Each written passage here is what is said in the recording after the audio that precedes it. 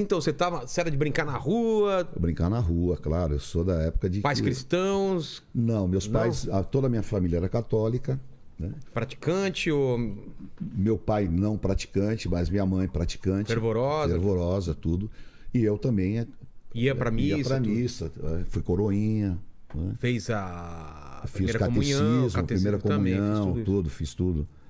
E estava decidido, porque o desejo da minha avó era que eu fosse padre. Sério? Sério.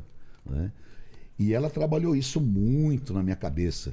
Caramba! E num determinado momento eu achei que eu tinha chegou vocação. a Cheguei pensar? a pensar. Meus pais chegaram a conversar, fizeram entrevista com o padre e tudo mais. E eu fui coroinha da Margarida Maria dali, a Margarida Maria. Mas você era de ler Bíblia, de estudar, de fazer alguma coisa nessa época, não não? podia ler Bíblia, né? Na Igreja Católica você não podia ler Bíblia. Estamos falando de anos 70?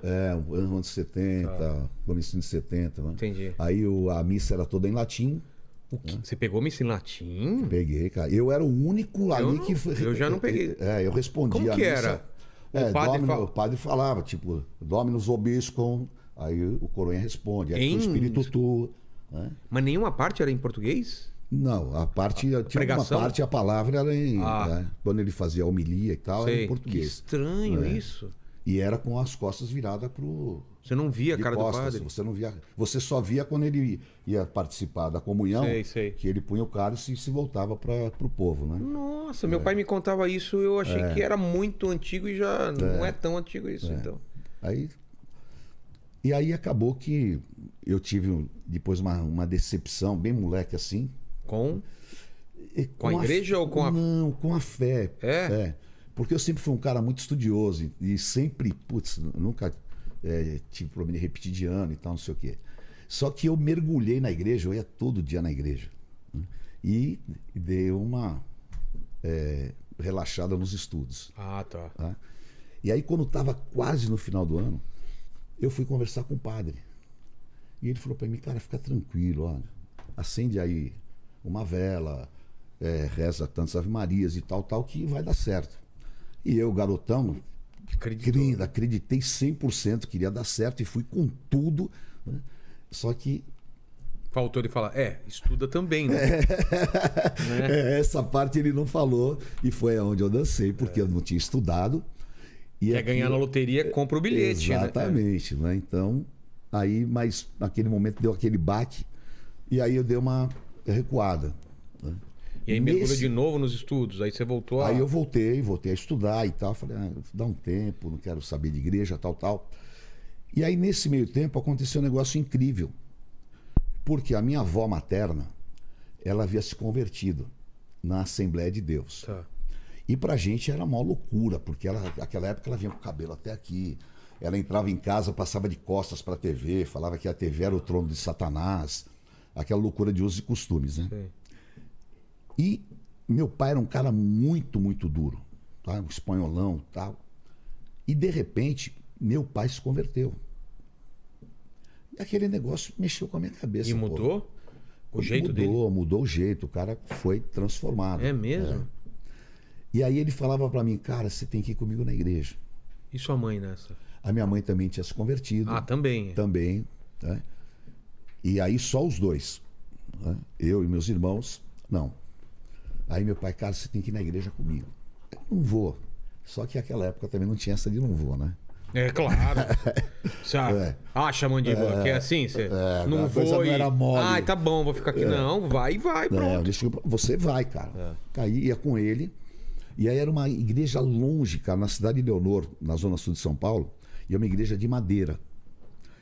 Ele entrava, eu não entrava, eu ficava fora. E lá fora eu conheci aquele pessoal que fica lá fora de igreja, batendo papo e tal, não sei o que eu sempre falo que é o lado obscuro. Né? Até que um dia... Só apertar aqui. Até que um dia nós fomos durante a semana e esses caras não estavam lá.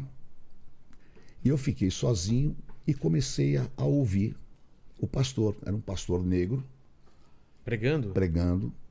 Tinha música? Tinha música, mas era só de sopro, cara. Eu achava a maior caretice do mundo. E tinha banda e tal. Né? E aí ele pregando, e eu tinha muito preconceito, porque eu vinha com todo aquele ensinamento, de toda a doutrina que eu tinha do catolicismo e tal.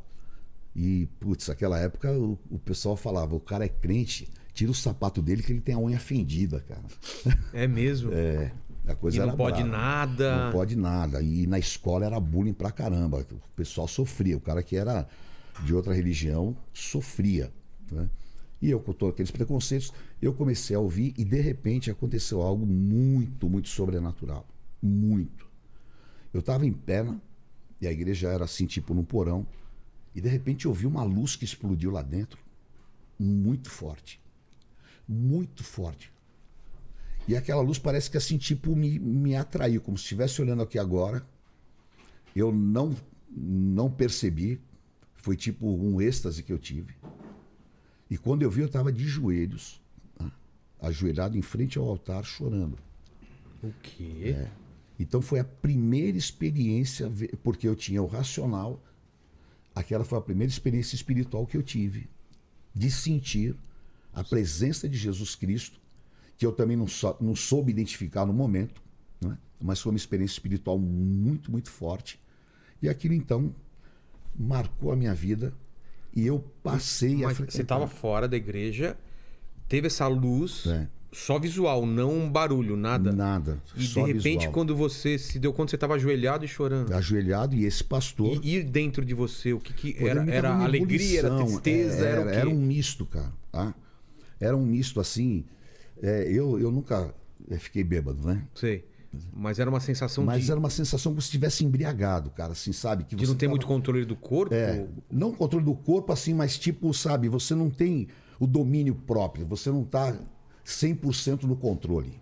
Tá? E o que estava acontecendo na igreja nesse momento? O pessoal estava orando? O pessoal estava orando. Tinha pouquíssima gente. Tava meu pai, mais umas 4 ou 5 pessoas, né? E esse pastor.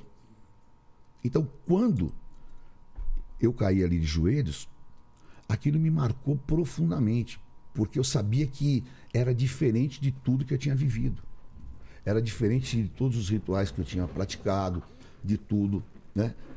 Então, tipo, sabe, começou a abrir uma visão para o mundo espiritual que eu não tinha, né? E aí, então, eu comecei a frequentar a igreja, só que também aí começou uma loucura.